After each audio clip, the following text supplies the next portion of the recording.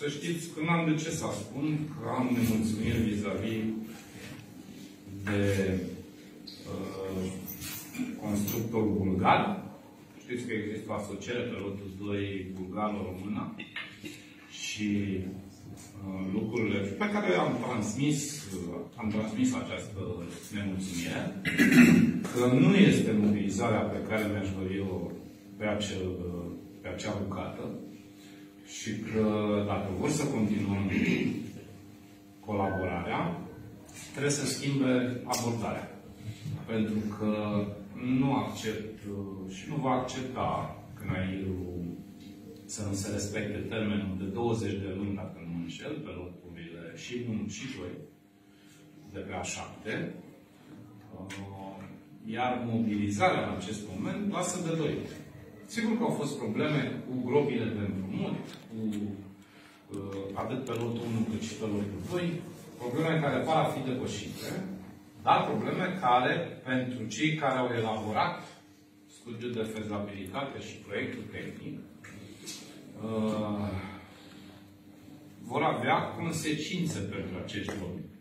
Pentru că au elaborat un studiu de fezabilitate și un proiect, iar realitatea din teren a fost cu totul altă. Iar acel studiu de fezabilitate și acel proiect n-a fost făcut la muncă patriotică, ci plătit.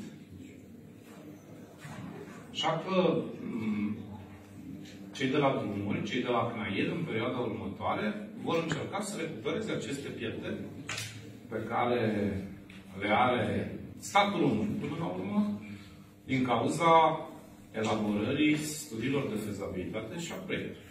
Cineva trebuie să plătească. Când spui că există grup de împrumut și că punza freatică se află la 4 metri, iar acum, dacă mergem pe teren, o să vedem că dai cu un excavator și sunt 50 de centimetri maxim în care unde apare apa, deci unde se află punza freatică, înseamnă că n-ai făcut studiile geo. Pentru asta trebuie să plătești. Pe partea cealaltă, că eu cred că asta vreau să spun în sală și am uitat, faptul că nu știu cât îi dă bine să vină un ministru al transporturilor la Ploiești, că eu cred că dacă e un ministru, indiferent de cum îl cheamă, care e înjurat constant, așa, ăsta e ministrul transporturilor, dacă îi vorbim de Valea Prahovei. Așa că cred că la asta se referea următoarea întrebare a dumneavoastră. Ieri s-a încheiat ultima ședință prin care s-a decis și se va intra pe acest parcurs traseul. Să știți că fără a acuza pe nimeni, nu poți pe 160 de kilometri de autostradă să vii cu un cost de 8 miliarde de euro. Cam asta propunea. Surpriză. Aceeași companie care a făcut studiul de fezabilitate și proiectul pentru A7, pe care vă spuneam mai devreme. Că ăștia sunt cei care au câștigat în urmă cu vreo 2-3 ani licitații.